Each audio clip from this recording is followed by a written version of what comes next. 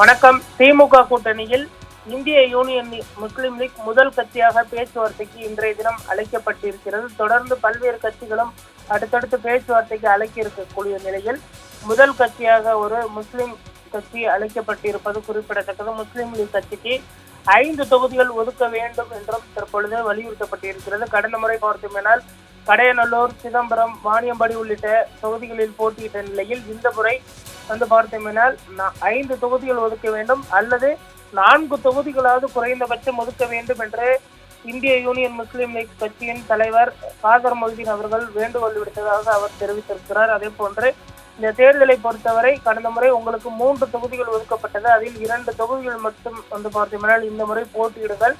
அதிக அளவில் கூட்டணி கட்சிகள் சேர இருப்பதனால் ஒரு தொகுதியை நீங்கள் விட்டுக் கொடுக்க வேண்டும் என்று தற்பொழுது வேண்டுகோள் விடுக்கப்பட்டிருக்கிறது. ஒரு தொகுதியை விட்டுக் கொடுப்பதற்கு தற்பொழுது காதர் மொய்தீன் அல்லது இந்திய யூனியன் முஸ்லிம் லீக் தயாராக இருக்கிறார்களா என்பதனை பொறுத்துதான் பார்க்க வேண்டும். கடந்த முறை ஒதுக்கிய 3 தொகுதிகளிலுமே வெற்றி வாய்ப்பை இழந்தது குறிப்பிடத்தக்கது.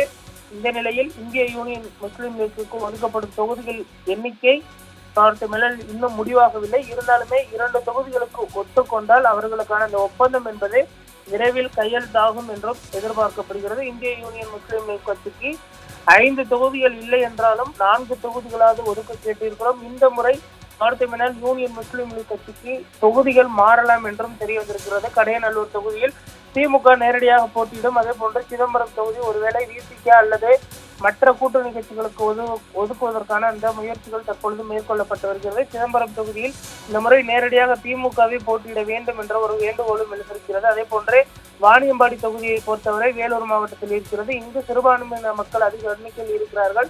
திமுக போட்டியிடும் பொழுது அந்த களம் என்பது சூடுபிடிக்கும். ஆனால் கூட்டணி கட்சிகளுக்கு ஒதுக்கி விடுவதனால் உள்ளூர் திமுகவினர் வேலை பார்க்க மறுக்கின்றனர். இதனால் இந்த முறை யூனியன் முஸ்லிம் லீக் கட்சிக்கு 2 தொகுதிகள் வரை ஒதுக்குவதற்கு திமுக முடிவு செய்திருப்பதும் குறிப்பிடத்தக்கது. நாளை பார்த்தோமேனால் மனிதநேய மக்கள் கட்சி, மதிமுக உள்ளிட்ட கட்சிகளுக்கு அழைப்பு விடுக்கப்பட்டிருக்கிறது. அதற்கு பின்பு 26ஆம் தேதி மார்க்சிஸ்ட் கம்யூனிஸ்ட் கட்சிக்கும் 27 இந்திய கம்யூனிஸ்ட் கட்சிக்கும் அழைப்பு விடுக்கப்பட்டிருக்கிறது. இன்று இரவு காங்கிரஸ் கட்சியின் மூத்த தலைவர் வேணுகோபால் அவர்கள் பார்த்தோமேனால் முதல்வர் மு.க. ஸ்டாலின் அவர்களை சந்திக்க இருப்பதும் குறிப்பிடத்தக்கது.